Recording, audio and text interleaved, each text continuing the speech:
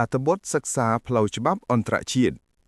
ករណីថៃឈ្លានពាននឹងកាន់កាប់ទឹកដីកម្ពុជាដោយខុសច្បាប់តើមូលហេតុអ្វីបានជារដ្ឋាភិបាលកម្ពុជាមិនព្រមប្តឹងប្រទេសថៃទៅតុលាការអន្តរជាតិ ICJ និង ICC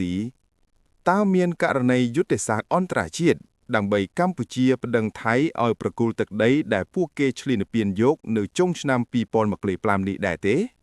បញ្ហាព្រំដែននិងទំនាក់ទំនងរវាងកម្ពុជាថៃ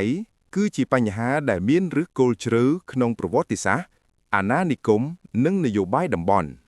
ជារៀងរាល់ពេលដែលមានភាពតានតឹងនៃតំបន់ព្រំដែន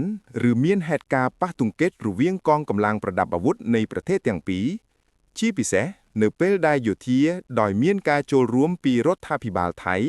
បានវាយឈ្លានពានចូលក្នុងទឹកដីជាដែនអធិបតេយ្យកម្ពុជាម្ដងហើយម្ដងទៀតដើម្បីដណ្ដើមកាន់កាប់យកទឹកដីកម្ពុជាដោយយកបានជាង40ទីតាំងក្នុងសង្គ្រាមនាចុងឆ្នាំ2025នេះក៏មានសំណួរពីរបានកើតឡើងជុំវិញបញ្ហានេះ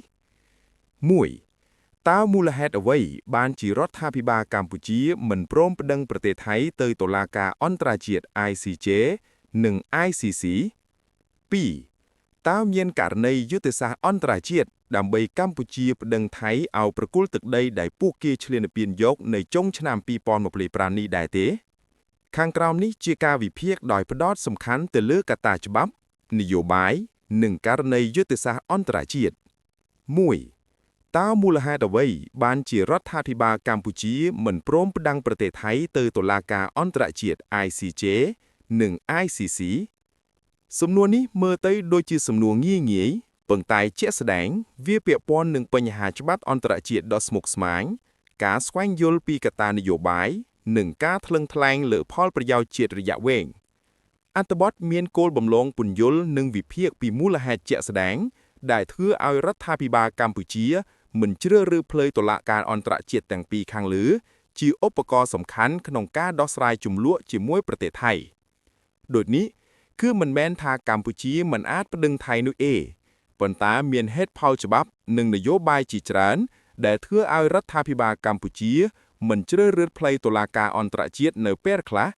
ហើយខាងក្រោមនេះគឺជាមូលហេតុសំខាន់កការយល់ច្រឡំអំពីតួនាទីតុលាការអន្តរជាតិ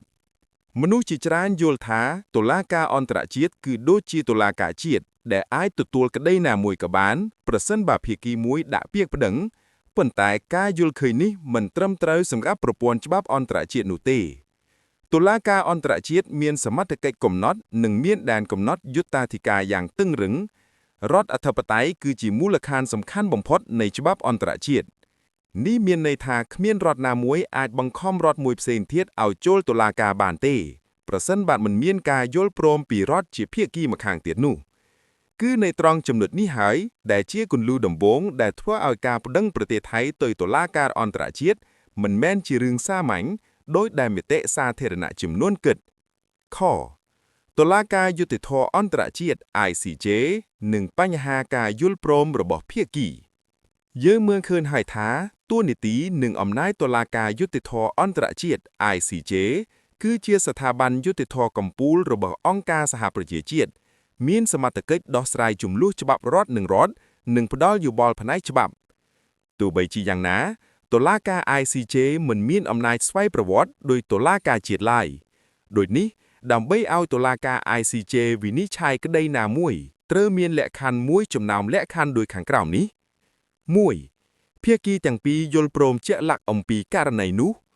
2. មានសន្ធិសញ្ញាអន្តរជាតិដែលផ្ដល់សិទ្ធិឲ្យតុលាការ ICJ ជាមុន 3. រដ្ឋទាំងពីរទទួលស្គាល់សមត្ថកិច្ចតុលាការ ICJ ជាសកល Optional Clause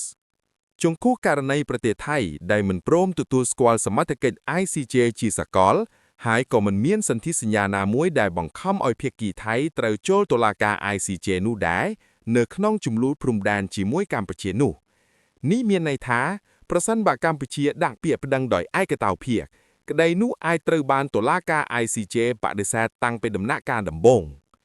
យើងអាចក្រឡេកមើលឡើងវិញករណីប្រាសាទព្រះវិហារឆ្នាំ1962និង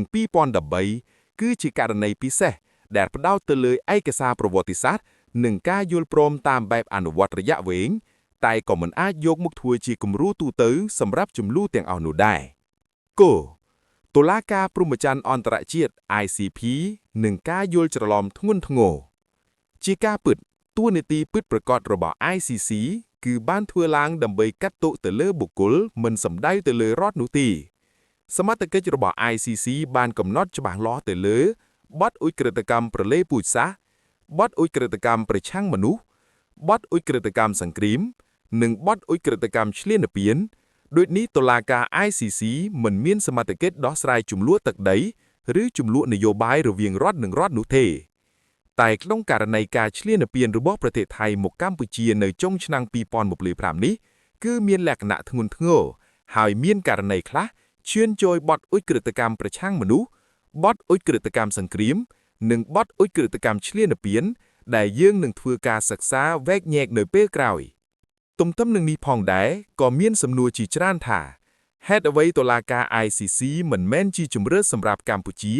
ជុំវិញការអំពាវនាវឲ្យកម្ពុជាប្តឹងថៃទៅតុលាការ ICC ជាញឹកញាប់នេះគឺបង្ហាញពីការយល់ច្រឡំយ៉ាងធ្ងន់ធ្ងរអំពីច្បាប់អន្តរជាតិខ្ញុំសូមបញ្ជាក់ចំណុចនេះដែរថាទោះបីមានហេតុការណ៍ប្រើកម្លាំងនៅព្រំដែនក៏មិនមានន័យថាតុលាការ ICC នឹងមានសមត្ថកិច្ចឡើយប្រសិនបើមិនមានលក្ខខណ្ឌឧក្រិដ្ឋកម្មធ្ងន់ធ្ងរដែលកំណត់ដោយច្បាប់អន្តរជាតិងនយោបាយអាស៊ាននិងការថ្លឹងថ្លែងលើផលប្រយោជន៍តំបន់ដោយហេតុថាប្រទេសកម្ពុជានិងថៃគឺជាសមាជិកសមាគមអាស៊ានដែលមានគោលការណ៍មូលដ្ឋានគឺការមិនជ្រៀតជ្រែកកិច្ចការផ្ទៃក្នុងការដោះស្រាយជម្លោះដោយសន្តិភាពនិងការរក្សាស្ថិរភាពតំបន់នោះចំពោះការប្តឹងគ្នាទៅតុលាការអន្តរជាតិអាចបង្កើតភាពបែកបាក់ក្នុងអាស៊ាននិងធ្វើឲ្យកម្ពុជាត្រូវបានមើលឃើញថាជារដ្ឋដែលអន្តរជាតិកម្មនៃជម្លោះតំបន់នេះអាចប៉ះពាល់ទៅដល់ការគាំទ្រផ្នែកនយោបាយនិងសេដ្ឋកិច្ចពីប្រទេសជិតខាងនិងប្រទេសនានាក្នុងអាស៊ានផងដែរហានិភ័យច្បាប់និងហានិភ័យនយោបាយការនាំបណ្ដឹងទៅតុលាការអន្តរជាតិមិនមែនតែមានផលប្រយោជន៍ទេតែមានហានិភ័យធំធំផងដែរបើកម្ពុជាប្តឹងហើយលទ្ធផលមិនដូចដែលរំពឹងទុកនោះលទ្ធផលរបស់ ICJ នឹងមានសុពលភាពអចិន្ត្រៃយ៍និងអាចប៉ះពាល់ទៅដល់អំណាចច្បាប់របស់កម្ពុជានៅព្រំដែននានានៅថ្ងៃខាងមុខទៀតជាក់ស្ដែងរដ្ឋាភិបាលជាច្រើនលើលោកជឿឬផ្លេចរចានឹងការទូតជាជំរឿដំបូងមុនពេលយកចំនួនទៅតុលាការចំពោះនេះផងដែរមានការលើកឡើងអំពីបញ្ហាច្បាប់និងបញ្ហាជាតិនិយមគឺមតិសាធារណៈចំនួនបានដាក់អារម្មណ៍ដោយផ្ដោតកត្តាជាតិនិយមនិងប្រវត្តិសាស្ត្រឈឺចាប់យើងដឹងថាអារម្មណ៍ទាំងនេះពិតជាមានតម្លៃនិងគួរឲ្យគោរពប៉ុន្តែការគ្រប់គ្រងរដ្ឋមិនអាចផ្ដោតលើអារម្មណ៍តែប៉ុណ្ណោះបានទេវាត្រូវការការគិតគូរដោយត្រជាក់ច្បាស់និងការទទួលខុសត្រូវចំពោះផលប្រយោជន៍រយៈវែងការដែលរដ្ឋាភិបាលកម្ពុជាមិនជ្រើសរើសយកផ្លូវប្តឹងប្រទេសថៃទៅតុលាការយុត្តិធម៌អន្តរជាតិ ICJ ឬតុលាការព្រហ្មចន្ទអន្តរជាតិ ICC មិនមែនជាសញ្ញានៃភាពខ្សោយឬការបោះបង់ឯកភាពនោះទេវាគឺជាលទ្ធផលនៃការយល់ដឹងច្បាស់អំពីដែនកំណត់នៃសមត្ថកិច្ចតុលាការអន្តរជាតិការខ្វះការយល់ព្រមពីភាគីថៃនិងហានិភ័យច្បាប់ដែលអាចបង្កផលវិបាកអចិន្ត្រៃយ៍ប្រសិនបើការវិនិច្ឆ័យមិនអនុគ្រោះទៅដល់កម្ពុជានៅក្នុងបរិបទនេះដែរច្បាប់អន្តរជាតិមិនមែនជាឧបករណ៍តែមួយទេប៉ុន្តែជាឧបករណ៍យុទ្ធសាស្ត្ររយៈពេលវែងដែលតម្រូវឲ្យកម្ពុជាជាប្រទេសរងគ្រោះពីការឈ្លានពាននិងដណ្ដើមទឹកដីពីប្រទេសថៃនោះទេគឺមានការគិតឆ្ងាយអំពីស្ថិរភាពនយោបាយនិងការយល់ដឹងជ្រាលជ្រៅអំពីពិភពលោកជុំវិញយើងផងដែរជាសរុបច្បាប់អន្តរជាតិមិនមែនជាដាវមុតដែលកាត់ឈ្នះបានភ្លាមឡើយប៉ុន្តែជាឧបករណ៍យុទ្ធសាស្ត្ររយៈពេលវែងដែលតម្រូវឲ្យកម្ពុជាជាប្រទេសរងគ្រោះពីការឈ្លានពាននិងដណ្ដើមទឹកដីពីប្រទេសថៃនោះទេគឺមានការគិតឆ្ងាយអំពីស្ថិរភាពនយោបាយនិងការយល់ដឹងជ្រាលជ្រៅអំពីពិភពលោកជុំវិញយើងផងដែរជាសរុបច្បាប់អន្តរជាតិមិនមែនជាដាវមុតដែលកាត់ឈ្នះបានភ្លាមឡើយប៉ុន្តែជាឧបករណ៍យុទ្ធសាស្ត្ររយៈពេលវែងដែលតម្រូវឲ្យកម្ពុជាជាប្រទេសរងគ្រោះពីការឈ្លានពាននិងដណ្ដើមទឹកដីពីប្រទេសថៃនោះទេគឺមានការគិតឆ្ងាយអំពីស្ថិរភាពនយោបាយនិងការយល់ដឹងជ្រាលជ្រៅអំពីពិភពលោកជុំវិញយើងផងដែរជាសរុបច្បាប់អន្តរជាតិមិនមែនជាដាវមុតដែលកាត់ឈ្នះបានភ្លាមឡើយប៉ុន្តែជាឧបករណ៍យុទ្ធសាស្ត្ររយៈពេលវែង ដែលតម្រូវឲ្យកម្ពុជាជាប្រទេសរងគ្រោះពីការឈ្លានពាននិងដណ្ដើមទឹកដីពីប្រទេសថៃនោះទេគឺមានការគិតឆ្ងាយអំពីស្ថិរភាពនយោបាយ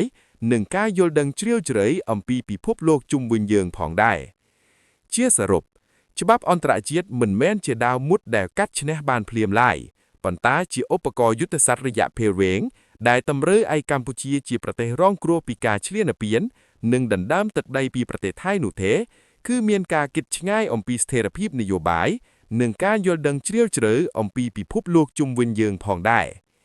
ជាសរុប